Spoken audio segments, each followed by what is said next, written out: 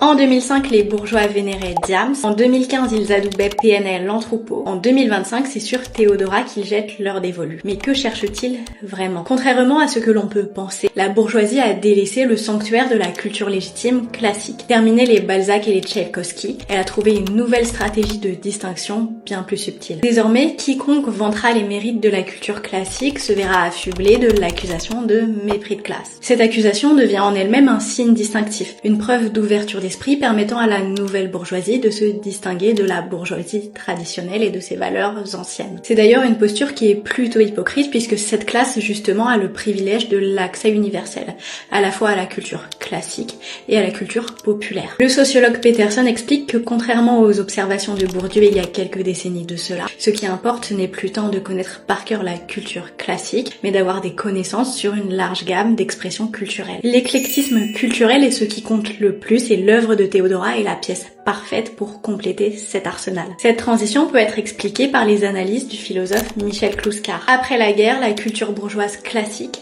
trop rigide, devient obsolète pour le nouveau capitalisme. C'est donc dans les nouvelles traditions pseudo-populaires que la bourgeoisie cherche une nouvelle manière de consommer, de s'habiller. Il ne s'agit non pas d'adhérer à une culture spécifique, mais de l'esthétiser, d'en consommer les signes. Et Théodora en est l'incarnation parfaite. Théodora incarne une forme de subversion par rapport à l'ancienne culture bourgeoise classique. Son look est original et ses musiques empreintes de références qui vont parfois aux antipodes du bon goût classique. La mention du BBL est surprenante quand on sait que le BBL contredit les codes esthétiques bourgeois classiques où on valorise plutôt les corps très fins. Ce qui est particulier avec Théodora, c'est que même ses origines sont instrumentalisées. En faire trop avec Théodora permet de montrer que l'on est ouvert d'esprit, que l'on n'est pas raciste. La différence avec le jazz, repris par la bourgeoisie mais émanant du prolétariat noir américain, c'est que Théodora, certes, vient d'une famille qui a fui la guerre, mais son père est médecin, bien qu'il ait eu son diplôme tardivement. Ce qui compte n'est donc pas de venir réellement d'un milieu populaire, mais d'en avoir l'air, d'en représenter les signes extérieurs, les codes esthétiques pour avoir l'air